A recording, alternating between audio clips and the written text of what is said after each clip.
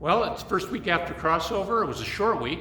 They came back into session on Wednesday, but we had a great turnout of county officials. We had sheriffs, we had tax directors, we had auditors, we had commissioners, we had all sorts of county officials providing excellent testimony on the bills this week. And we appreciate that because it makes so much difference, makes our job so much more effective.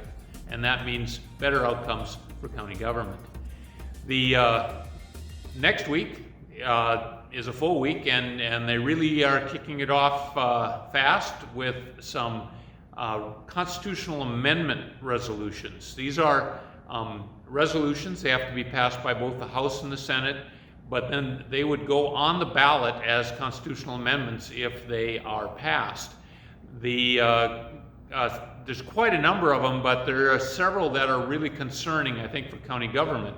Some that would eliminate taxes on primary residence, which would be great as a residence owner, but it provides no replacement revenue. So the result would either be a dramatic decrease in school funding, county funding, city funding, or a dramatic increase in taxes on commercial and ag property.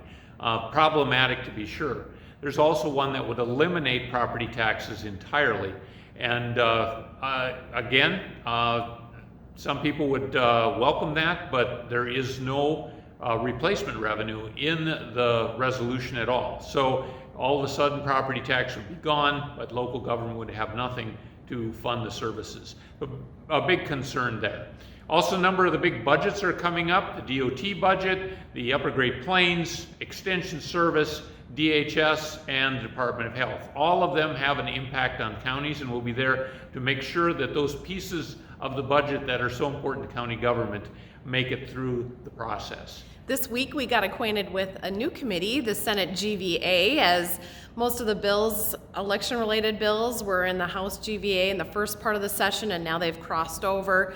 And it's exciting to be able to discuss and help educate a new committee on these very important issues. Our testimonies seem to be well received by the committee, and we testified on a number of election bills this week. One included the full text of a constitutional measure being on a ballot, and we did a great job of providing an example of what that would look like. Erica White from Burleigh County brought in an example of a measure that was on the 2020 ballot, and it was printed in full on one whole side of the ballot in all three columns, which was a great visual to show the committee what exactly this would look like, and helped us be able to address what problems could come out of that. The committee did give that bill a do not pass recommendation. They also gave a do not pass recommendation on another bill very important to our auditors that would require polling locations in every legislative district, and we have a number of counties this would have some dramatic impact on. That committee on Friday also took up the bill that would prohibit the governor's authority from restricting the number of polling locations during an emergency. And this really stems from the auditor's request to the governor in the spring as we were dealing with the COVID-19 pandemic to help them in moving to a vote by mail for the June primary, again, due to those health concerns.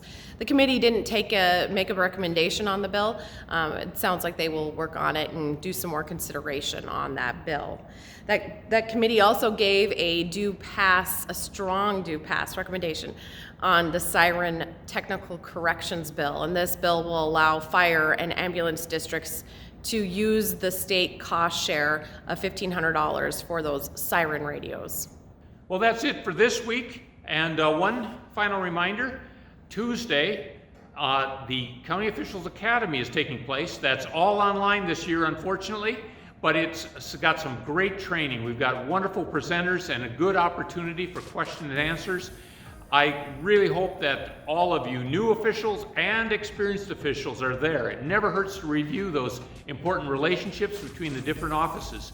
So take advantage of that. Go to our website, NDACo.org, and sign up online, and please participate. It's really important for county government.